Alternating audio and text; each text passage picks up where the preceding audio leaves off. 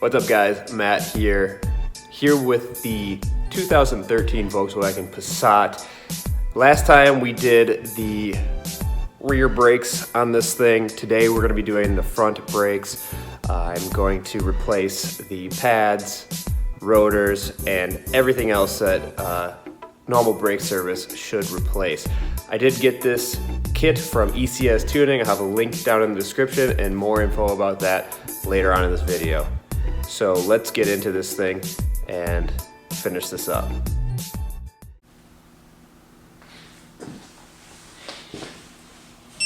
All right, so we're gonna wanna get this wheel and tire off of here. With this particular model, it's got a hubcap on it.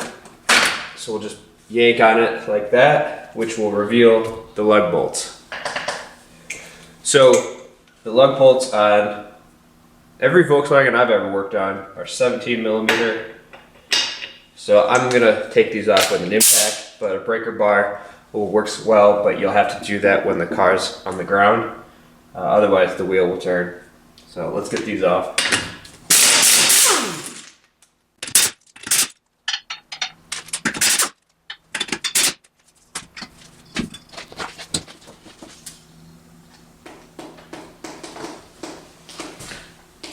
So we got a T30 Torx bit.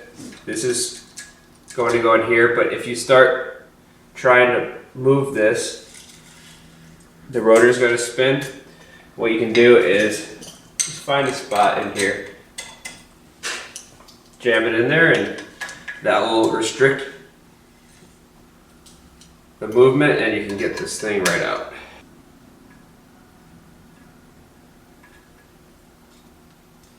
And we can go ahead and throw that away because our new brake kit comes with all new set screws. All right, now we're gonna work on removing this retaining spring. Got a flathead screwdriver. I'm just gonna use this to try to pry underneath while holding onto it with the channel locks. Here we go. Here's one side.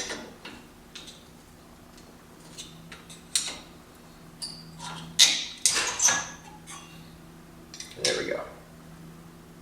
So at this point we have to go in the back here, and there's two guide pins, and they'll be inside of a rubber boot with a cap that looks like this, like a plastic cap on the end of it. You'll want to remove that plastic cap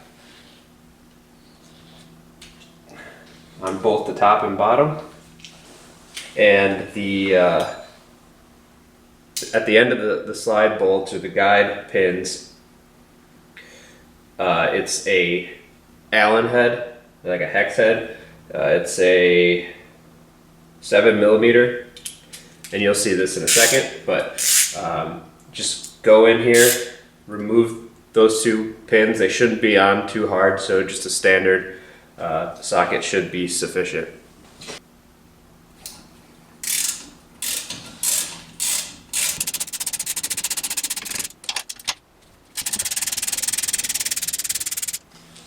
So at a certain point, the pins will not be threaded into the caliper anymore, but they're not going to be backed out enough to actually grab them from inside this rubber boot. So what I do generally is I take a flathead screwdriver and I just kind of pry on, it's kind of the shoulder where the threads stop, and just kind of push it out until I can grab it on the back side of this boot. Go.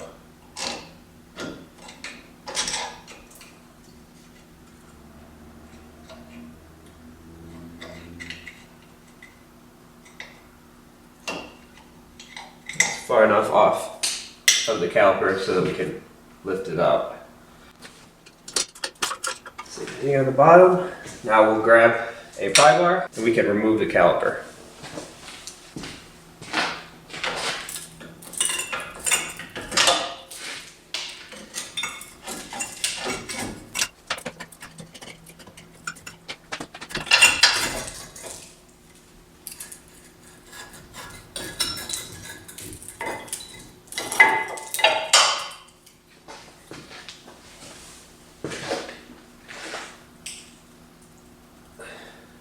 And as always, we want to minimize the stress and strain that we're putting on this hose.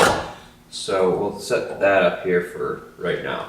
You'll notice that the inner pad is staying with the caliper. It's actually seated in the caliper piston. We're going to want to leave that there so that we have a surface to apply pressure to compress that piston.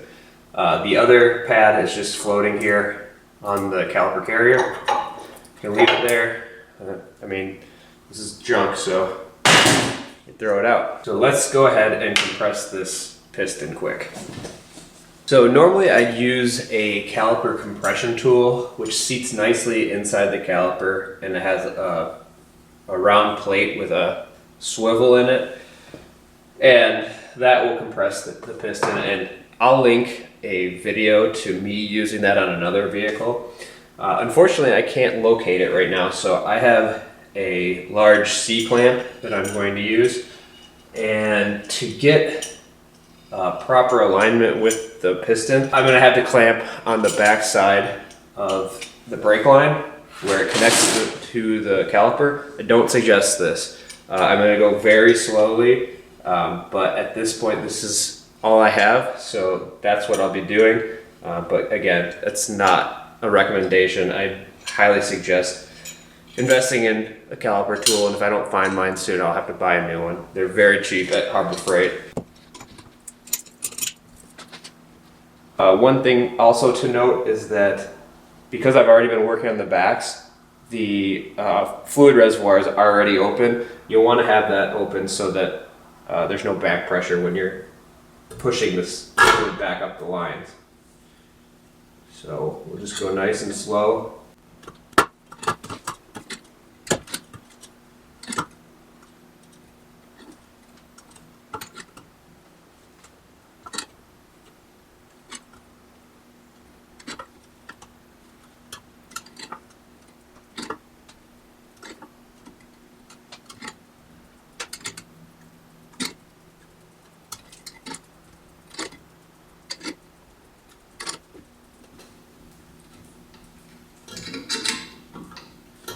Okay, and when you feel any significant resistance, it's all the way in.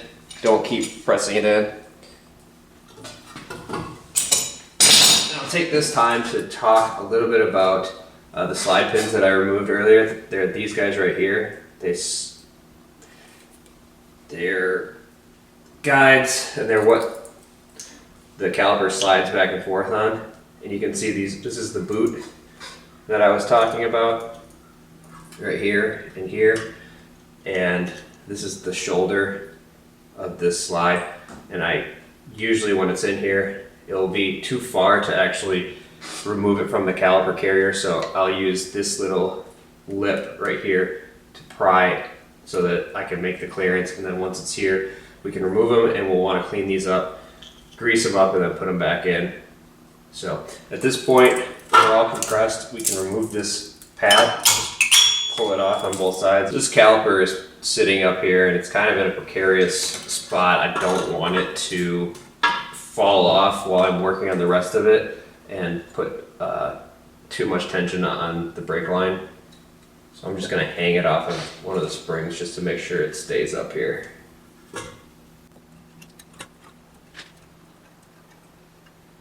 So it's nice and secure now.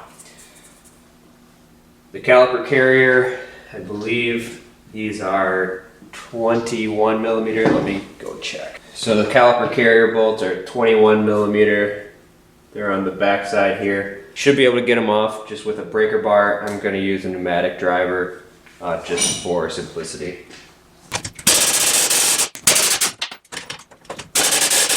So this bottom one's being pretty stubborn. I'm going to use a breaker bar to get it started and then remove that.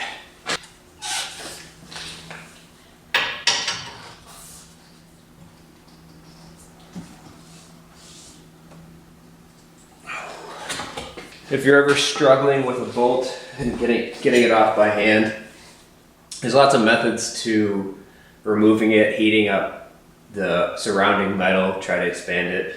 An easy way is just to get some sort of leverage device, aka a pipe, to slip over the end. And torque is distance times a force. So if we've got one foot here and I'm pulling down at 60 pounds, we've got 1 foot-pound. We've got 60 foot-pounds. If I add another 2 feet, we've got 60 pounds of force times 3 feet. That would be 180 foot-pounds. So we triple the amount of torque that we can apply to this bolt, and hopefully that's enough to remove it. Make sure it's seated on nice and slowly apply. This one's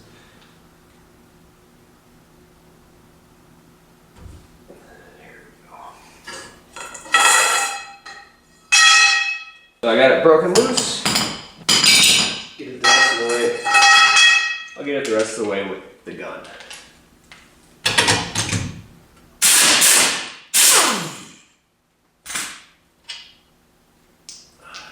And that is how you remove the caliper carrier. So if you can see on this caliper carrier, it mates up to the hub on this surface, this little machined surface. These go in here to hold it on.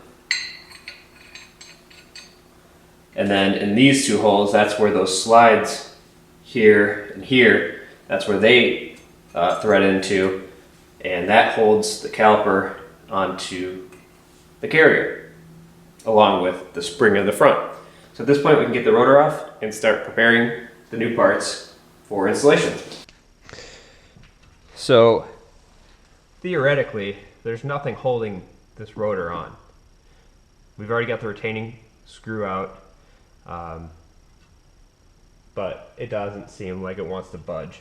What we're going to do is we're going to hit it a bunch of times with a hammer. It's kind of crude, but that will break it loose. What you don't want to do is hit it with a hammer and have it fall off onto your feet or whatever. So we'll screw a lug bolt back in and then we'll remove it. I'm going to hit it from the back side and see if we can get it to pop it off.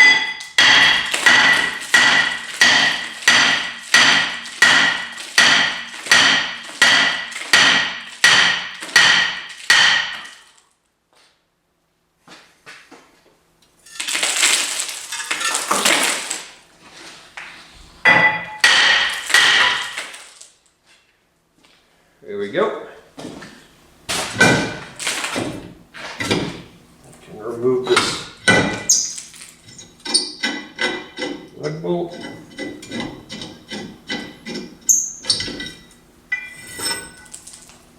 There's your rotor. Keep in mind that if you're taking the rotor off and not replacing it, I don't know why you would, don't hit it with a hammer like that. As you can see, I dented. There's lots of dents in here, but this is going to be recycled. Now I'm just going to use a wire brush and clean up the hub.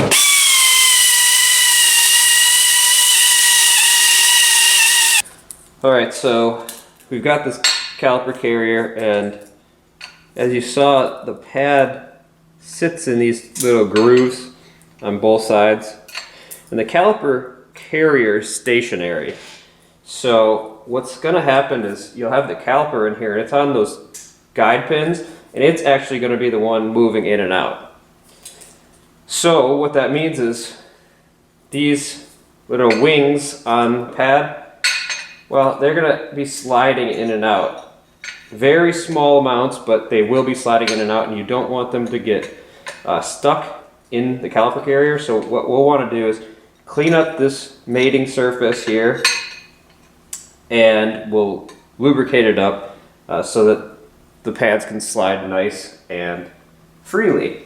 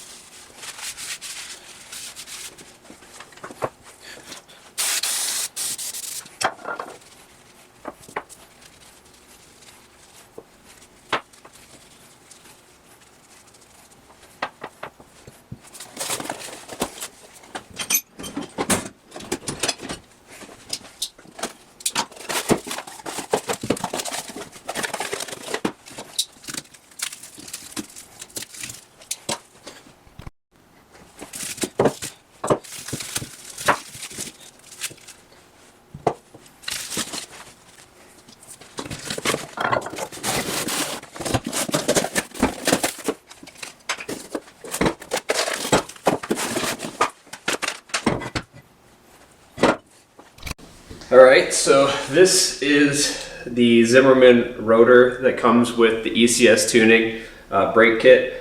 I went with one of the less expensive kits because we're trying to flip this car. Even with the base kit, you still get a rotor that has this anti-corrosion coating on it, which means that you don't have to do anything. You just have to take it out of the box, throw it on. There's no oil on it that you have to remove. So let's put this up here. We get a new mounting screw with the kit. So we'll put this on, and it's easy as that.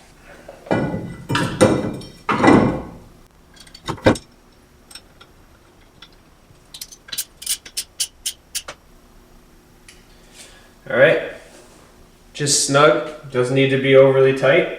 So now we can lubricate up that caliper carrier and reinstall it.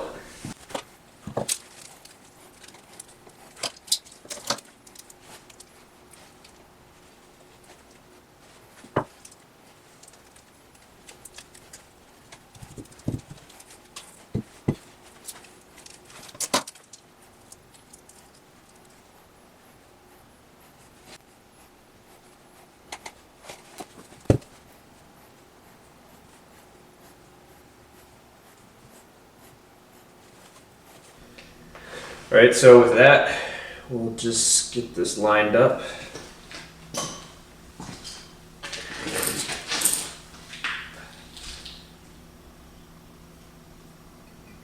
Put it back into place.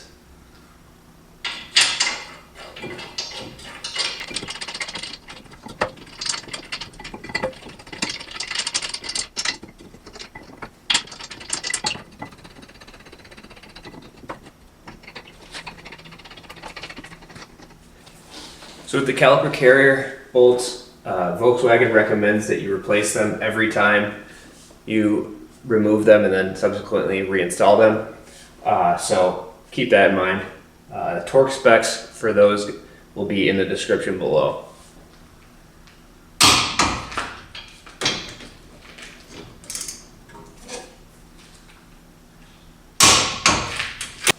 Okay, one final note is that the inner pad that came with this kit comes with a sensor wire. It does not appear that there's anywhere to plug this into this model Passat. I think that this was an option that this Passat didn't get. So what I'm going to do is cut it off. And at this point we can push this into the piston until it clips in, and it should be seated nice and flush with this back surface. I'm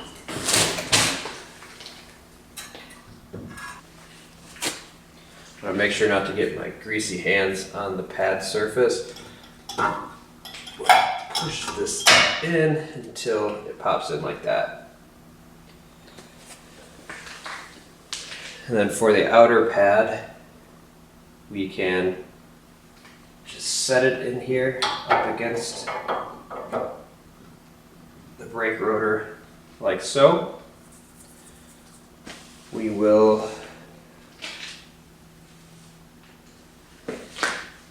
I'm gonna lose something that I was holding on to like 2 seconds ago. So we'll need to snip this off. I want to reposition the caliper over the top pads, and then get those bolts, those guide bolts started.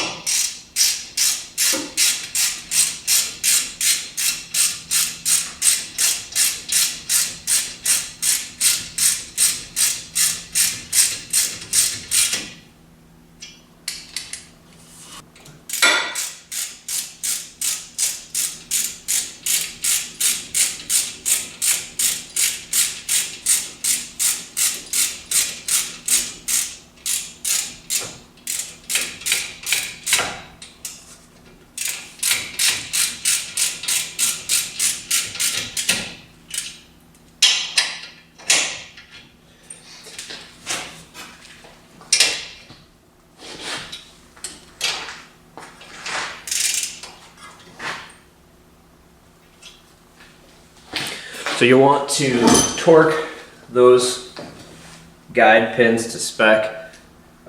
Again, torque specs will be in the description below. What you'll notice is that those pins don't go in as far into those rubber boots.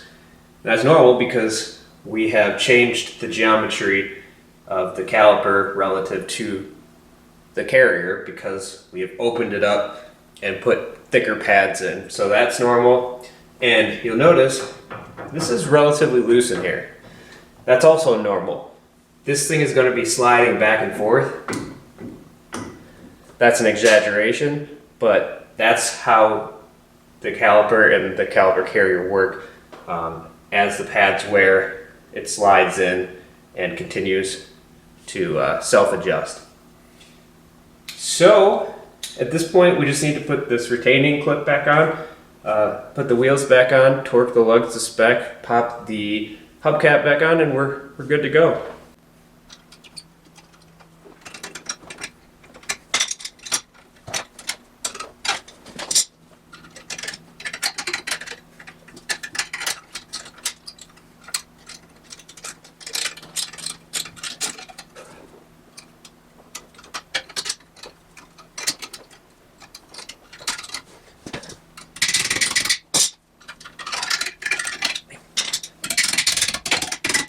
So now you'll notice that it's a lot more solid.